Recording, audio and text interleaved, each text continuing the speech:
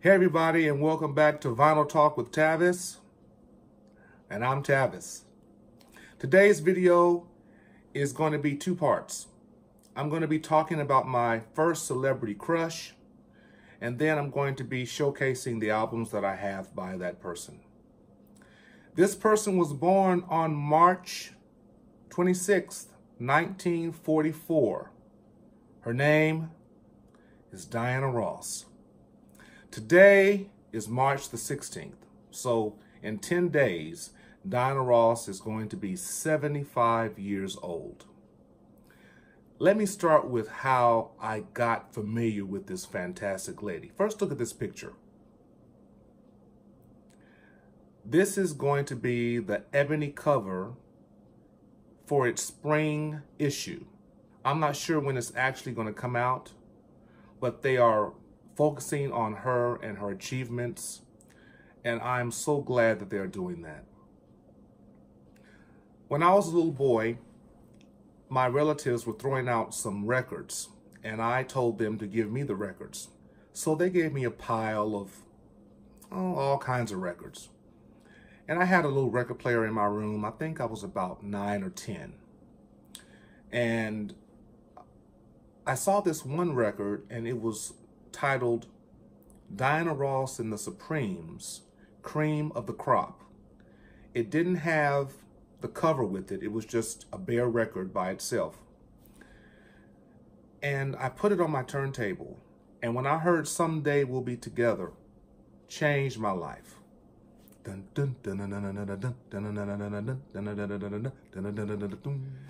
Oh man, when I heard that, it was so soulful. And when Diana Ross said,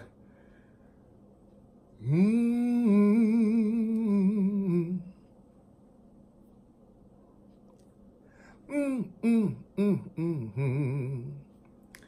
I heard that song, changed my life.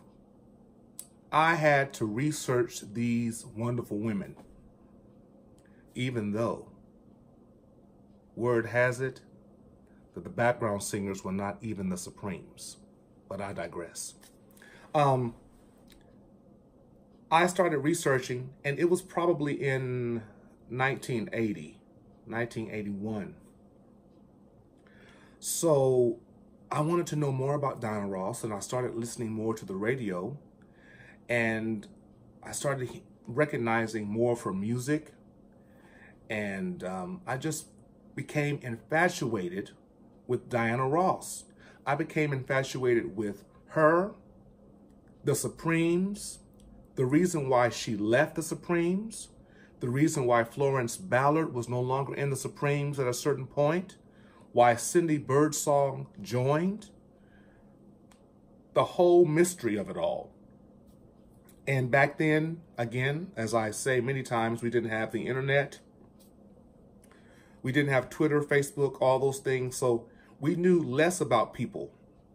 It was just hearsay, or what we saw or read in the Enquirer, the National Enquirer, or what the radio said, or what the TV said. And they didn't say much. But when Mary Wilson wrote that book, which is a total another story, I just keep rambling. When Mary Wilson, one of the Supremes, wrote the book about being a Supreme and the situations that occurred, that really just changed my whole aspect about the Supremes, but still it never took my love away from Diana Ross. I'm sorry. I just really fell madly in love with Diana Ross. Every time, listen to me. I feel like I'm your teacher. Listen to me. Every time Diana Ross came on the television, I would sit in front of the TV. I'm not talking about on the couch. I would be in front of the TV, inches away, on my knees, saying, Diana Ross, Diana Ross, Diana Ross. My dad would tease me all the time. Well, he's in front of the TV again, looking at Diana Ross. I loved her. I loved her vocal style. I loved her elegance, her hair, her photos, her glamour, just everything about Diana Ross intrigued me. Back then they had magazines, black magazines, like one was titled Right On, and they would have lots of pictures of black artists at the time. And I would tear out those pictures, especially if they had Diana Ross, and I would just hang them all in my room. I bought her records at the time, which I'm going to show you. They were just hanging in my room. It was just filled with Diana Ross posters. I was a Diana Ross fanatic. And to know that she's going to be turning 75 on the 26th of March. She's still doing concerts. She still has that hair. She still has those gowns, those beautiful dresses. She's singing her hits. It makes me very excited. And when she performed on the Grammys in February of this year, I felt like I was that child again that was so in love with her. I wanted to get in front of my television and get on my knees and watch her. She came out and she sang those hits.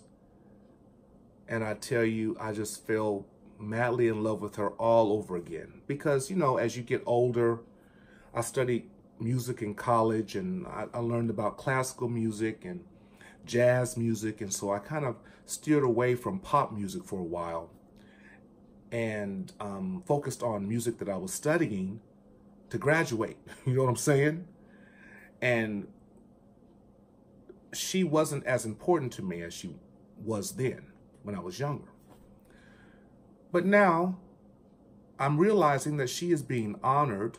Like in 2012, she got the Lifetime Achievement Award in the Grammy category, the Lifetime Achievement Award.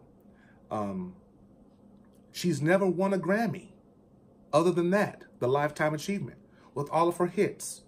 I think she's had 12 or 13 nominations for a Grammy, but she never won. I know that she got a Golden Globe for portraying Billie Holiday in Lady Sings the Blues in 1972. She did not get the Oscar, but she did get the Golden Globe. So she's accomplished a lot in her life. And she was such an influence in my life as a boy. She made me love music. Of course, I moved on to gospel music too and played in the church. But she was still ringing in my ear, and when all of her hits came out, and I mean, wow. I'm just so elated to be able to talk to her or talk about her on this platform and share with you the vinyl that I have of hers. I don't have everything, but I do have about 15 albums I'm going to share with you.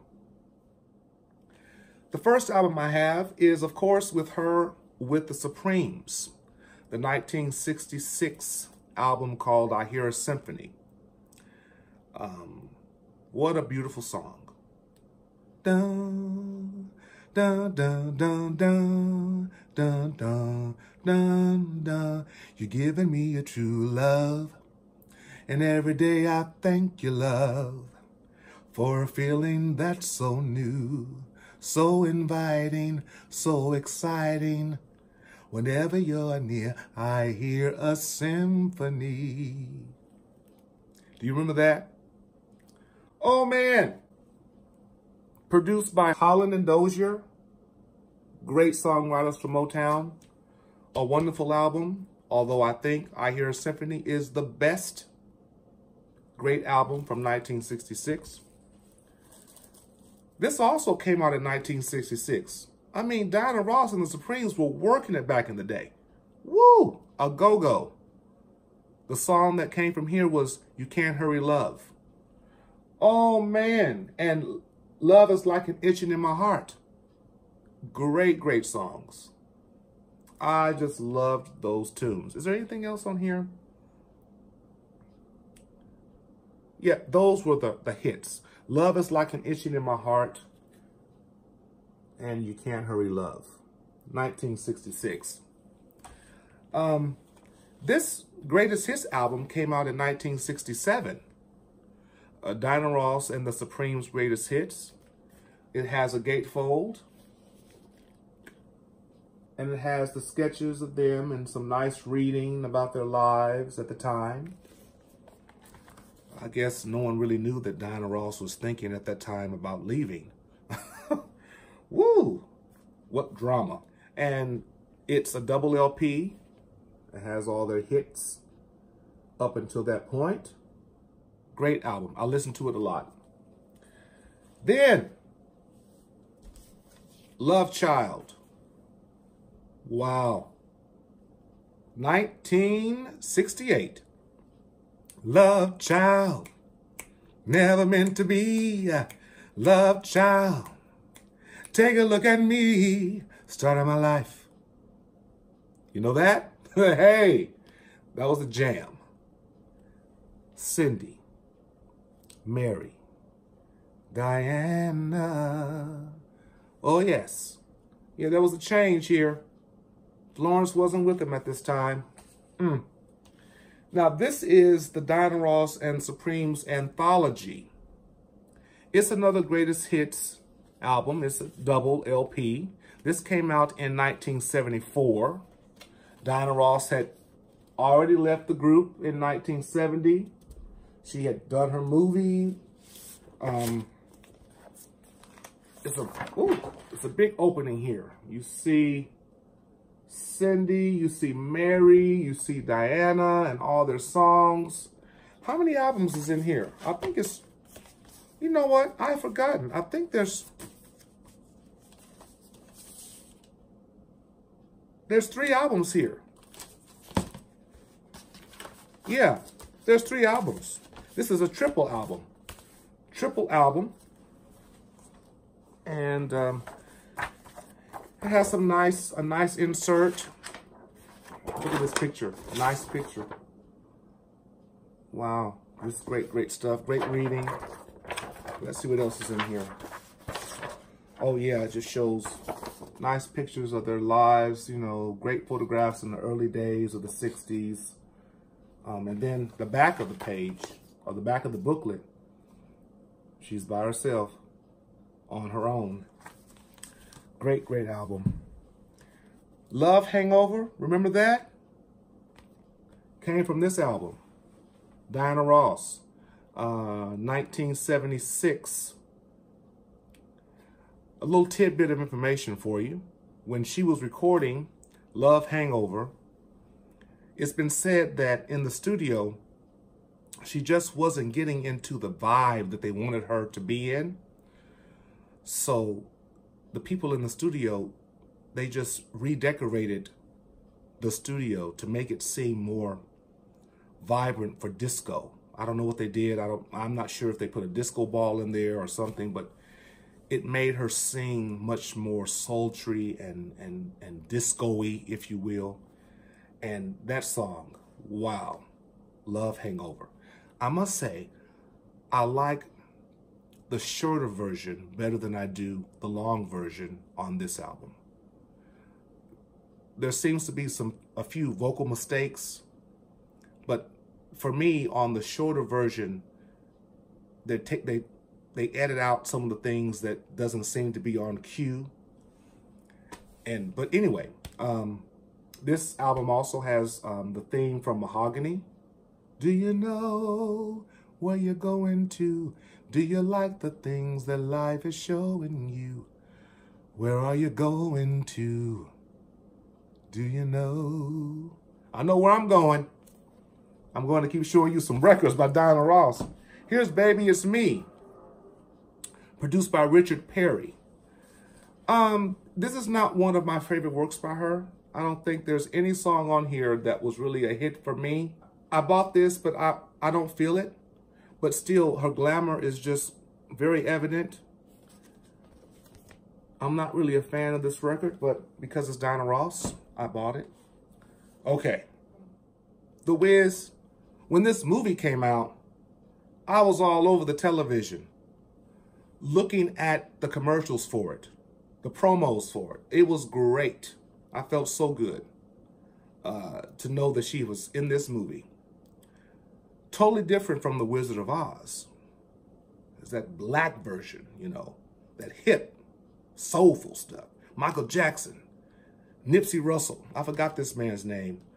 You all can put in the comments what his name was if you want to. But wow. My favorite song on here is I love the main title, the overture. I love that, just the beginning. Quincy Jones. Oh, I just love that guy, Quincy Jones. Have you seen that documentary of him on Netflix? You need to see it. You need to watch that on Netflix. It's called Quincy. Great. Just a great, great album. I didn't know there was a soundtrack until I was in college. You learn a lot as you get older. Here is Diana, or this is called Ross, I'm sorry. This came out in 1978 as well with The Wiz. I'm not really a big fan, honestly, of this record. You know, I just don't know.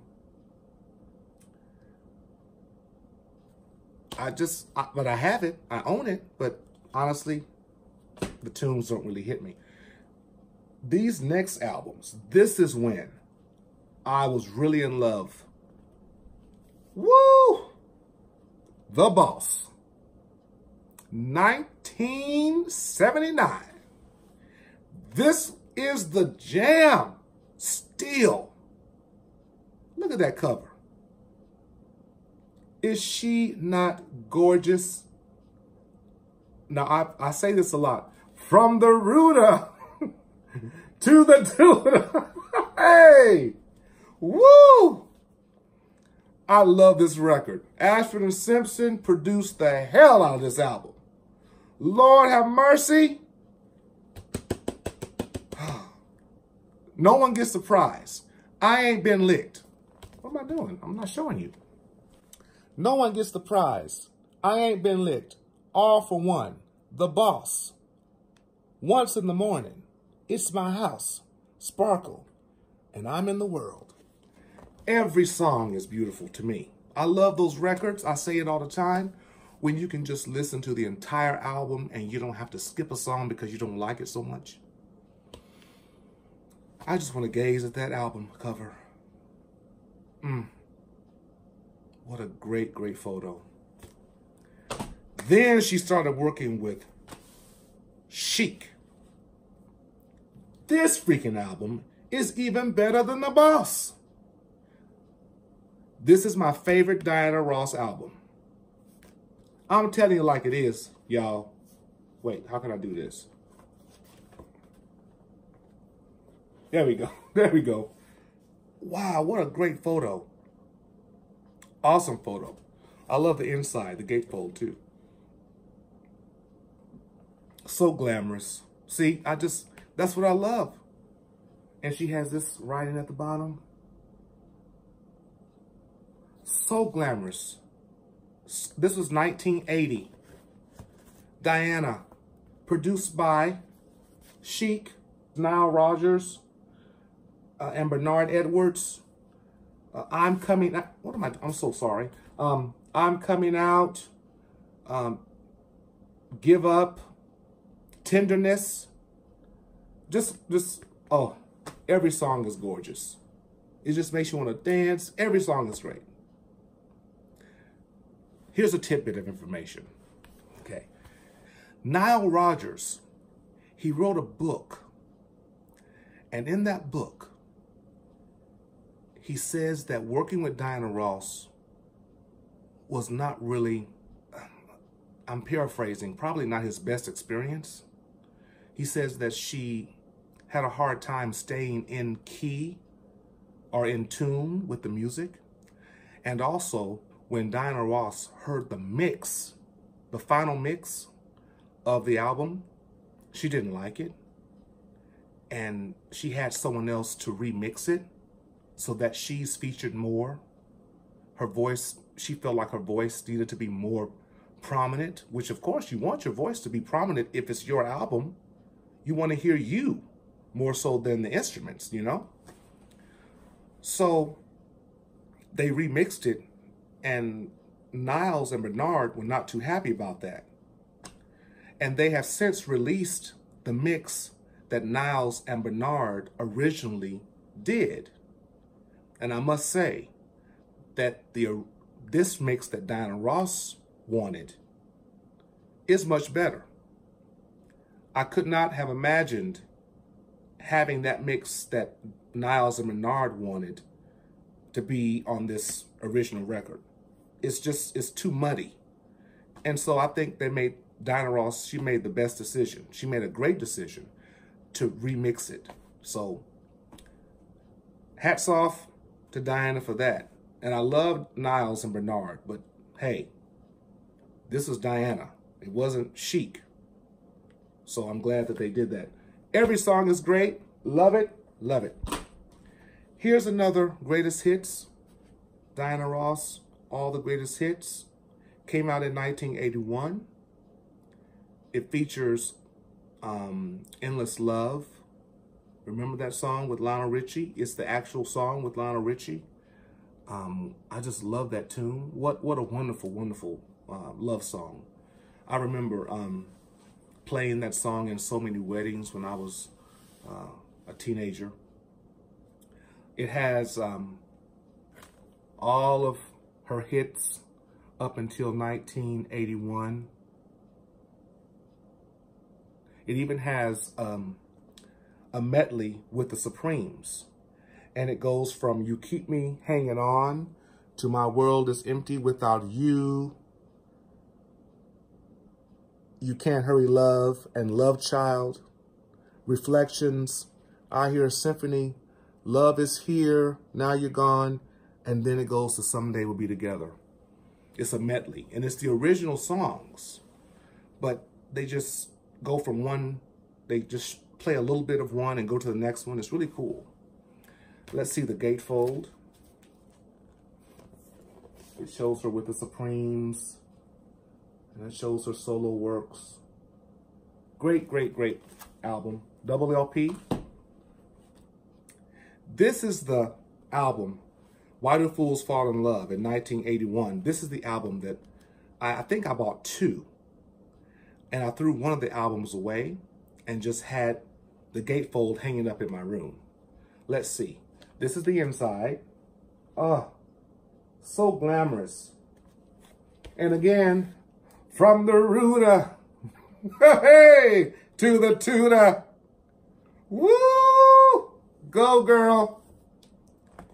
Why do birds sing so gay? Hey, you tell me who originally sang that song. Tell me in the comments who originally sang that song. And I love the video that came with this. 1981. She's just running around the city and dancing. It's just a great, great, great video. Great album. This album is called Silk Electric. I got a copy that's not really good, at least with the cover. The album is in mint condition, but the cover is kind of messed up. This came out in 1982. It features Muscles. I think it was written by Michael Jackson. Da, da, da, do, do, do, do, do, do, do. Wait, I messed up. Da, da, da, do, do, do, do, do, ooh, ooh, ooh.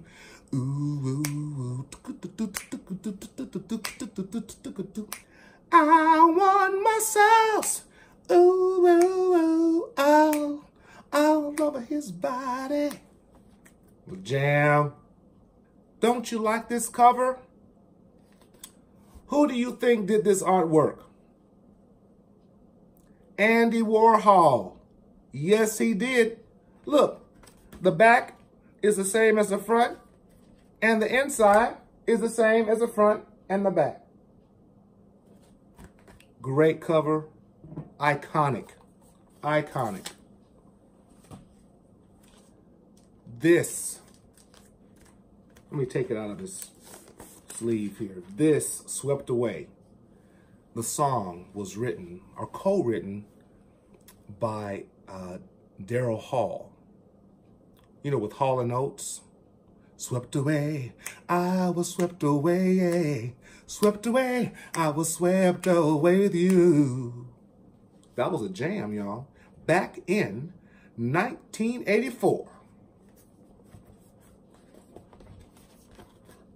Beautiful cover. Sexy. From the rooter to the tutor. This inside is really nice too. I posted this photo in my Instagram page. And it's a great video too. There was a video with this song, Swept Away. And I also recently ordered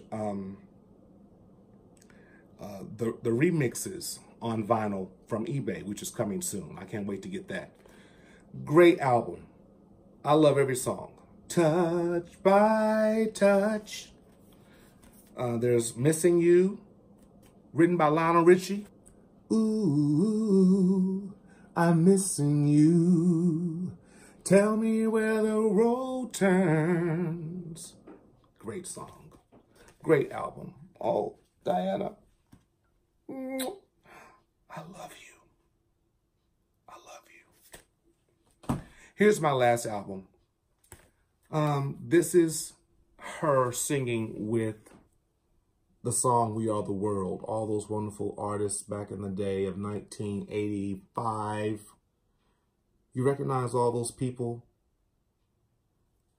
You see Paul Simon, Kim Carnes, Michael Jackson, Cyndi Lauper, Diana Ross, Stevie Wonder, Quincy Jones, James Ingram. There's part of the Hall and Oates, Kenny Rogers. Is that Lionel Richie? There's Daryl Hall.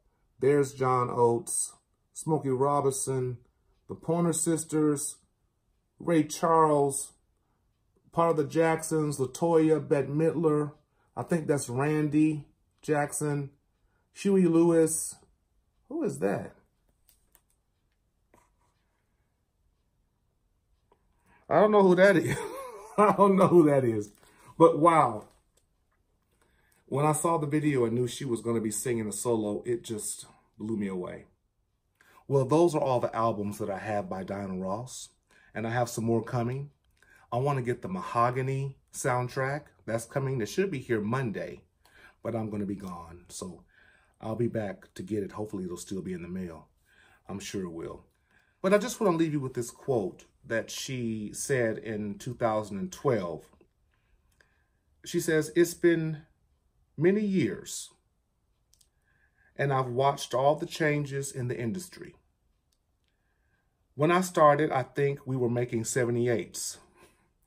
Then it was 33 1/3. Then it was 45s. Then there was 8 tracks, and then it was cassettes. We went from analog to digital, and it's been such an incredible ride."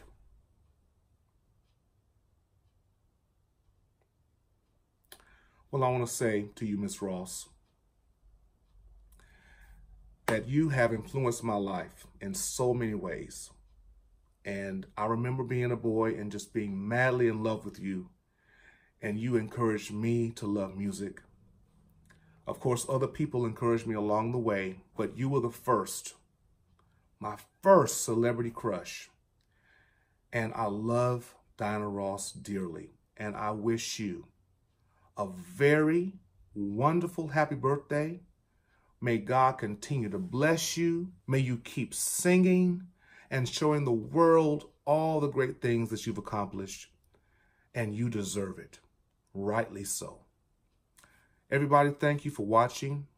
I'm sorry if I was rambling and blah, blah, blah, but that's just the way it is when you're in love with someone and they've influenced your life. You're like tongue-tied sometimes. But as always, with music. Be inspired and stay inspired.